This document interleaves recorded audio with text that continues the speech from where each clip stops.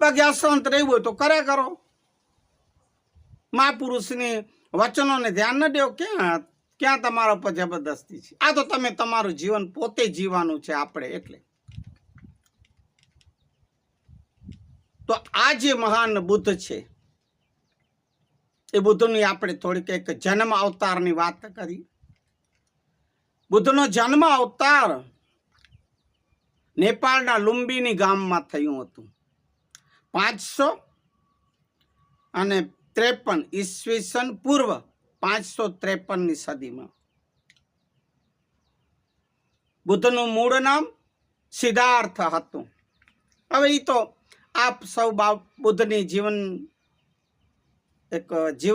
યાત્રા સાંભળી હશે, વાંચી હશે. એટલે આ તો અમે હોશિયાર છો એટલે મારે બધું કંઈ કહેવાની જરૂર નથી. આ તો આજે બુદ્ધ પૂર્ણિમા એટલે બુદ્ધને સ્મરણ કરે. એટલે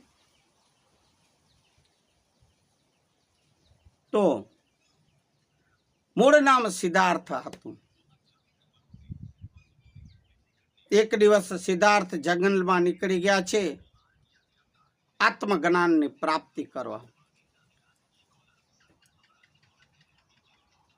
માતા પિતા પત્ની પુત્ર સર્વેને છોડીને જંગલમાં નીકળ્યા. કઠોર તપ કરવા લાગ્યા આત્મજ્ઞાનની પ્રાપ્તિ માટે.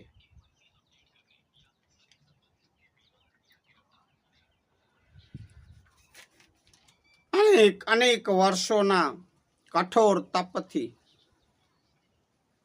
બોધ ગયા. બોધિ વૃક્ષના નીચે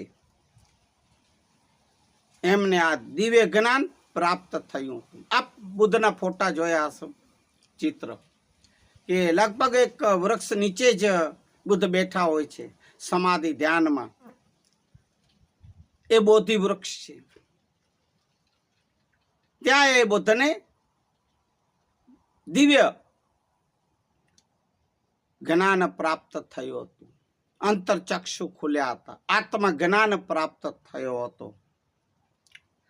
ત્યારબાદ સિદ્ધાર્થ મટીને ગૌતમ બુદ્ધ કહેવાના.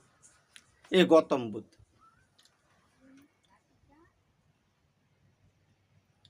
હવે બુદ્ધ કહે છે